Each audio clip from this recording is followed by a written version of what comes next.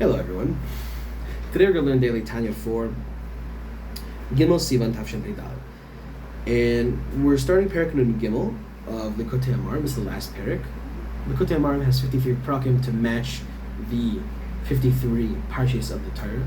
So just in time for Shavuos, we're kind of finishing, Bezer and we're finishing sort of a small, in the little concepts we're finishing the Torah in a way, getting ready for Matan Torah.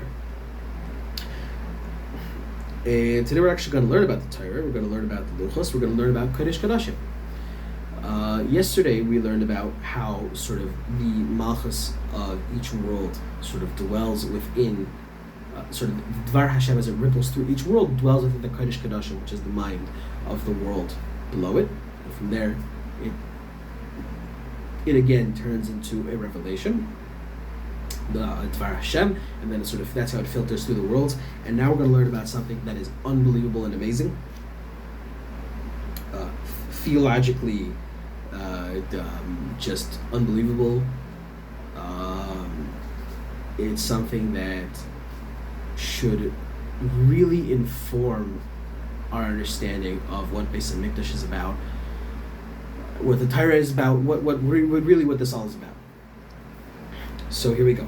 Perek Nun Gimel, chapter 53. Vehine kshaya bait rishon kayam. So when the first temple was standing, shibo haya ha'aron ve'aluchot bebeit kodesh kodashim, when the Aron, where the Aron or the Ark in English, and the luchos, the tablets, were in the Kodesh Kodashim, the Holy of Holies. Hayta ha'shchina. So the Shechina itself, shein malchus d'atzilus, right? We're not talking about the Shechina as it ripples through the worlds. But we're talking about malchus d'atzilus, shebchinat gilui or ensof baruch hu, which is the revelation of Hashem's will, the direct revelation. Shorash sham, it dwelled there. So we talk about how there's a filtering through the worlds. Here we're talking about a physical place where the Shechina, which is a completely transcended kind of theological almost concept. It's not really a concept, but it's like a spiritual entity dwells there. What do we mean? Umelubeshet b'aseret hadibrot. Okay, and it indwelled within the luchos, the tablets, in which was etched the aseret hadibros, 10 words, 10 sort of utterances of Hashem. B'yeter sit v'yeter oz, in a greater strength and greater power, begilui rav ve'atzum, in a greater revelation, yoter megilui beichalot kodesh hakodashim shelemala ba'olamot elyonim. So it was revealed here in this physical world, even more so than it was revealed in the higher, more spiritual, more kind of abstract worlds. Okay, why? How is this possible? Because the Ten was known as the 10 Commandments, but it should really be sort of the 10 utterances. These are the sort of general, kalas hatayra, say sort of the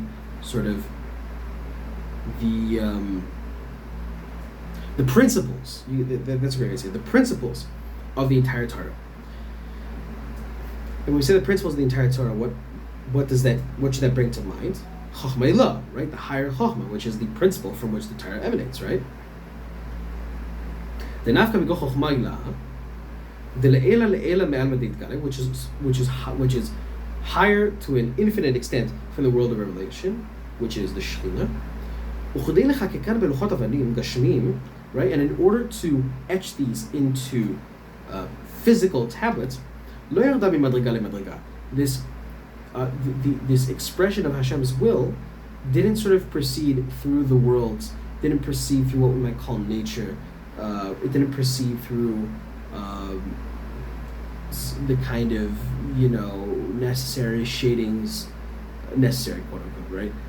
Shadings of the world, but it's direct. It's Hashem literally telling you what His will is. It's etched into the luchos. Ad olam hazeh lo yarda ממדרגה למדרגה כדי השתלשלות העולמות עד עולם הזה הגשמי. כי עולם הזה הגשמי מתנהג בהתלבשות הטבע הגשמי, right? Because this world is sort of the world of nature. והלוחות מעשה אלוהים הם. But the luchos are the work of Elokim, the work of Hashem. והמכתב מכתב אלוהים הוא. And the writing was, the etching in there was etched there by Hashem. למעלה מהטבע של העולם הזה. הגשמי הנשפע מערת השכינה שבהיכל קודש קודשים שבעשייה. So, this act is not an act of nature. It's an act of Hashem directly addressing the world and directly etching into stone tablets. He's not physical, but he directly wills and etching into the tablets, not through the work of nature, but through a miracle, which he will talk about later, through a nes. Right? So this does not come from the Kodesh Kodesh, the Hara of the Shekhinah, the sort of the indwelling of the Shekhinah in the Kodesh Kodesh of the world of Asiya. שממנה נמשך אור וחיות לעולם העשייה, שגם העולם הזה בכלל לא, right, from which life, generally precedes the world.